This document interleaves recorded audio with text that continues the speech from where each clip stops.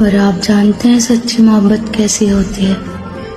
سچی محبت کی مثال دوں، جب حضرت یوسف علیہ السلام اپنے بابا سے 32 سال بعد ملے تو دونوں گلے لگے اور اتنا روئے کہ روتے روتے بے ہوش ہو گئے۔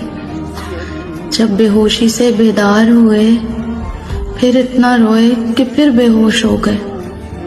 تو حضرت جبرائیل علیہ السلام نے اللہ سے کہا، اللہ، کوئی کسی سے اتنی محبت کیسے کر سکتا ہے؟